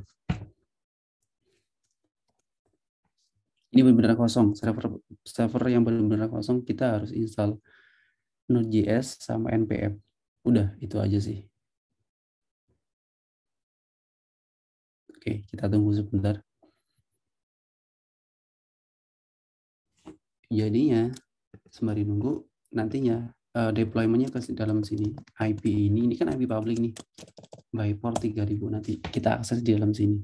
Kita ini deploy di dalam server kita sendiri. Oke, kita udah selesai. Kita install dependensinya.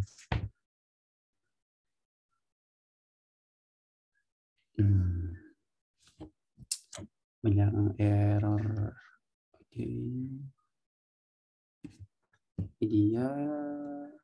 Oh, versi 8 udah jauh nih. Oke. NVF.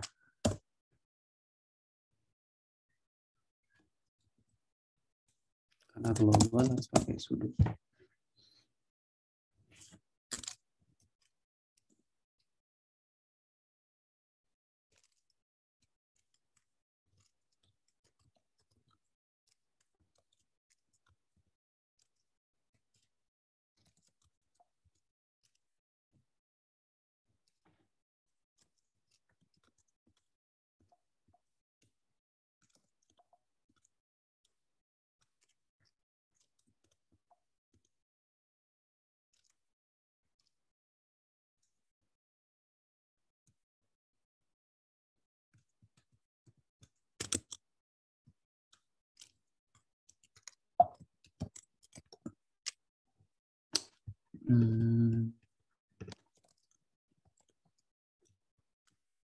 Di lokal .mv 16.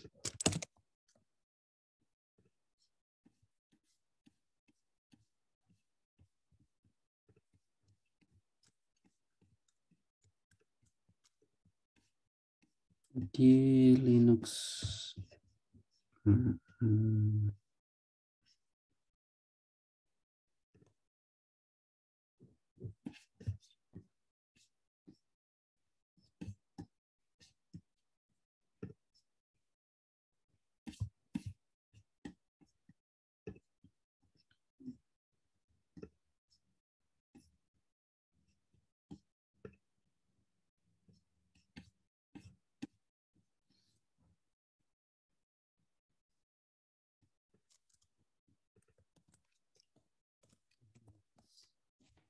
Ups, ini di lokal 16.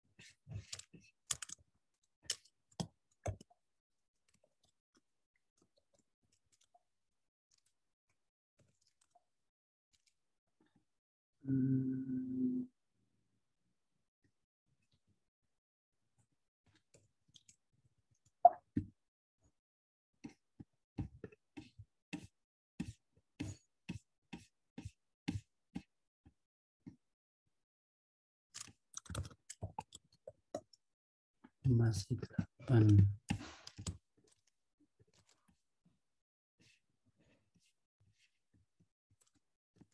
Oke, dari PPA-nya sih itu sendiri aja.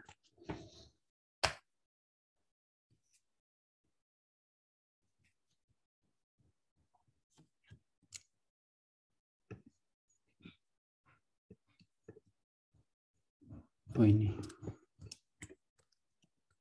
JS.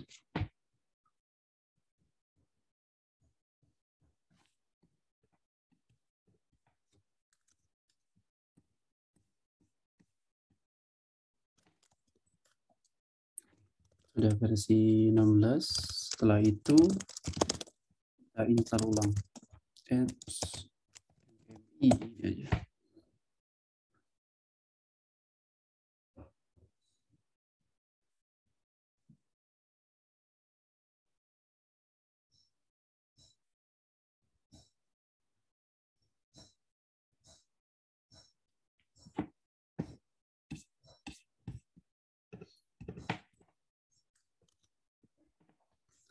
Oke, kita sudah install dependensi dari Node.js itu sendiri. Kita coba cek ya versi 16, npm-nya versi 8, disuruh update lagi nih. Kita cek sudah ada modul juga. Coba kita cek run dev. Mungkin error sih karena di env kita belum copy kan. Oke, kita copy aja dulu. Kalau kita akses di sini,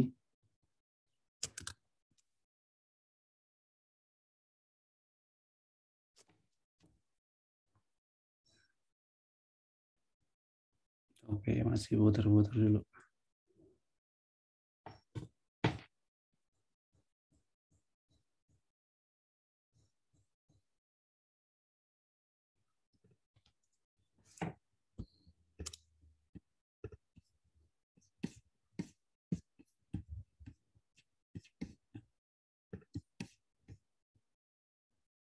Tinggal 3110.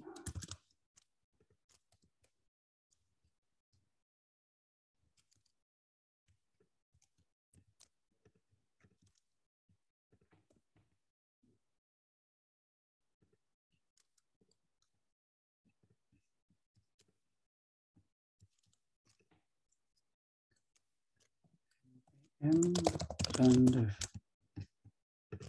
Saya buka terminal lagi. 18 140 57 87. Start. Apakah dia sudah terlisten atau enggak? Karena 3000. Oke, dia sudah terlisten di port 3000. Oh, di IP 6. Kalau di IP itu dia belum, nggak ada, makanya dia nggak bisa, karena ini adalah IPv4 versi 4, sedangkan di sini itu adalah versi IPv6. Kita tambahkan host kalau itu, yes, add host.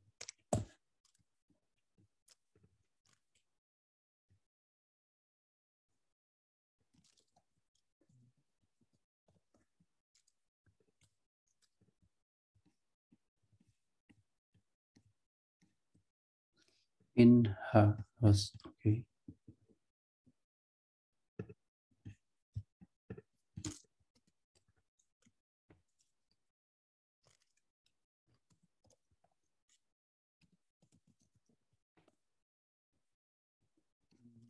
Nggak bisa, kita tambahkan dalam package JSON-nya. npm run dev in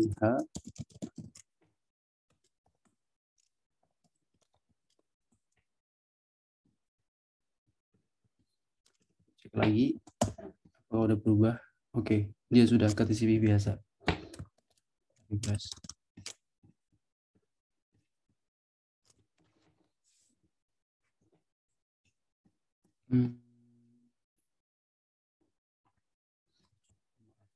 apa lagi, kita belum copy environment-nya. Jadi nih kalau misalnya kita deploy ke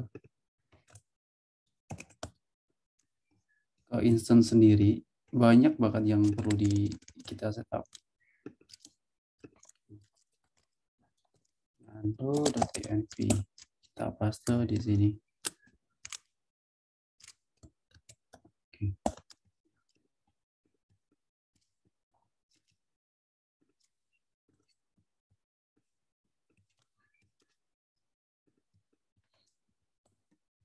Port 3 baru sudah nggak, 3000 nggak ada. Sekarang kita running lagi. Merandek.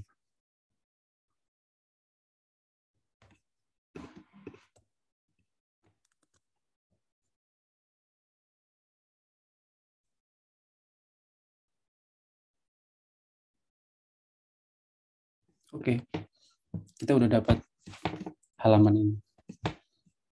Jadi sebelum kita deploy, banyak banget yang harus kita siapkan. Yang pertama tadi itu adalah Node.js-nya. Untuk engine-nya itu sendiri, dia harus sesuai, paling nggak minimal harus sesuai yang ada di development. Jadi dia node-nya versi berapa kayak gitu. Terus abis itu harus open port berapa kayak gitu kan. Nantinya ini kita bisa ubah ke dalam domain. Nanti kita butuh engine X atau web server engine X ataupun Apache 2 kayak gitu kan. Untuk mereverse dari port 3000 kita ubah ke dalam port 80 atau 443 HTTPS. Jadi ya kalau misalnya kita mau deployment kita pakai yang third party aja kalau menurut saya. Jadi kalaupun kita ini pun kalau misalnya kita matikan Ctrl C ya kita nggak bisa akses ini lagi, harus pakai PM2 namanya untuk dijadikan biar npm run dev ini biar jadi running background kayak gitu. Jadi kalau masih kayak gini, kalau di netstart dia listen portnya itu masih ada, sedangkan kalau kita matikan kita nggak bisa akses di sini, otomatis di dalam servernya kita netstart pun port 3000 juga udah nggak ada. Gimana caranya biar bisa? Ya kita install namanya PM2 namanya, proses manager PM2. Nih, biar dia bisa jadi suatu service. npm misal PM2 min-g. Oke, kita coba cek terlebih dahulu. Oke, karena tadi kita merubah package JSON-nya itu di port, bukan di port, di host 3111, di 0000, kita tambahkan di hostnya juga. Kalau start ini kan udah production, kalau dev masih di dalam development. Jadi kita harus tambahkan di sini. Karena kalau tidak ditambahkan ini, otomatis di dalam server kita dia ternyata memakai IP versi 6. Kayak gitu. Setelah itu kita build terlebih dahulu.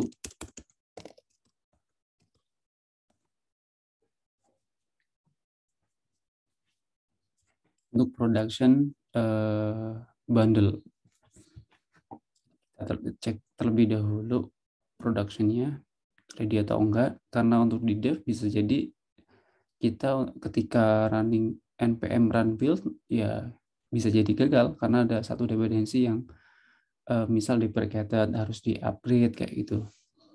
Jadi untuk sekarang kita coba npm run build, habis itu kita running lagi dengan npm start, bukan npm run dev lagi, bukan seperti ini. Kita ubah ke npm run.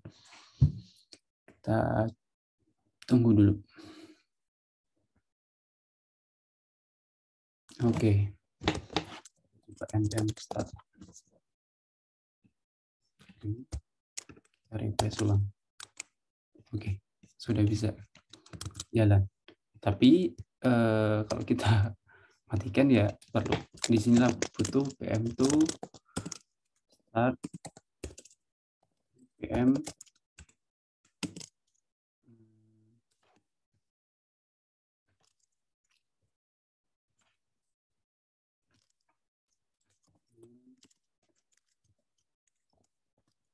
isi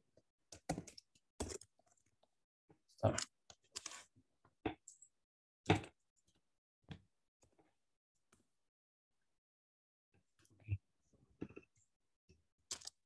PM2 log nol.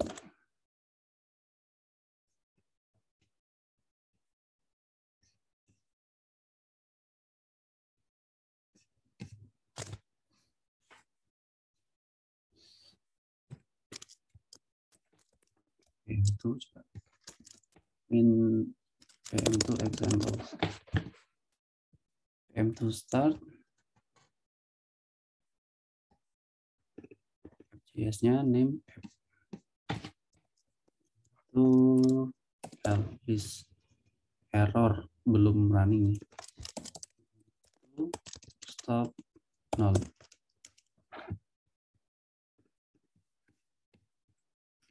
Learn more. Ada yang salah.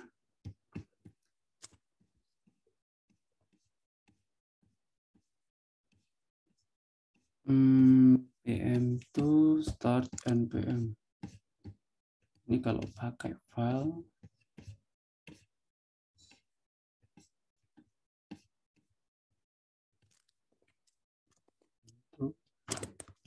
kita manfaatkan ChatGPT. Untuk start Next.js.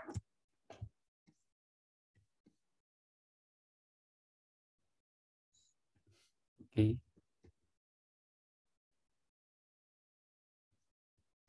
Kita copy ini aja.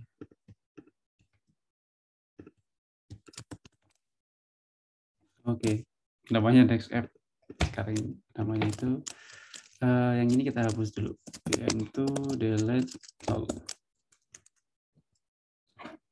Baru deh kita bisa refresh.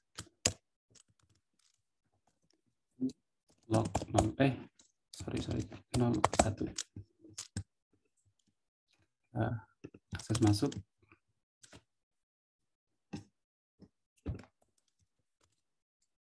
Bisa diakses. Meskipun kita Ctrl C, kita bisa mengakses. Oke. Sudah Bu. Dari saya materinya kita udah cukup. Dari yang pertama tadi kita deploy, bukan. Yang pertama tadi masalah authentication, kita udah juga pakai middleware, pakai JWT. Seterusnya kita deploy production di dalam Vercel ini sendiri. Bisa, ternyata di Vercel ini nanti untuk file itu juga bisa. Bukan hanya Next.js. Dan satunya lagi itu deploy ke dalam server kita sendiri. Khususnya kita di server di sini yang udah saya bikin. Itu. Terus tadi kita beberapa ternyata yang banyak juga dependensinya sebelum di dalam server ini ternyata masih kosong, belum ada engine.js-nya, belum ada dependensi PM2 untuk starting next app-nya ini, kayak gitu. Jadi untuk sekarang sudah cukup materi dari saya untuk pertemuan kali ini. Kalau ada pertanyaan bisa di via chat ataupun langsung aja di grup gitu aja. Terima kasih. Siap. Terima kasih Pak Ahmad atas materinya hari ini. Semoga ini sangat banyak ya hari ini. Dan ini sebenarnya banyak karena teknis sih Bu. Kalau teknis iya. itu banyak sih. Dan mungkin ini juga banyak aplikasi atau dependensi baru yang mungkin teman-teman juga baru kenal dari Pak Ahmad juga Pak. Jadi kan seperti ini tadi Vercel, terus ternyata juga ada untuk pengaturan lainnya gitu ya. Jadi ada PM2 untuk tambahan jika kita ingin otomatis tadi. Iya, nanti. PM2. Iya, oke. Baik, terima kasih Pak Ahmad. Mungkin ini nanti buat teman-teman mungkin masih sedikit asing gitu ya. Nanti bisa dipelajari dulu lagi sebelum tanya Pak Ahmad. Jadi ketika paling nggak kalau tanya Pak Ahmad kalian sudah tahu basicnya gitu ya. Baru nanti kalau untuk menjalankannya nanti boleh tanya-tanya lagi. Oke, mungkin kalau misalkan dari teman-teman belum ada pertanyaan untuk perkuliahan hari ini, kita akan akhiri dulu saja. Waktunya juga sudah habis. Baik, terima kasih Pak Ahmad atas kedatangan dan pemberian materinya. Semoga bermanfaat bagi kita semua. Amin. Akhir kata dari saya, wassalamualaikum warahmatullahi wabarakatuh. Terima kasih Pak Ahmad, teman-teman. Terima kasih juga Udian dan teman-teman. Saya izin live. Ya Pak, ya terima kasih Pak.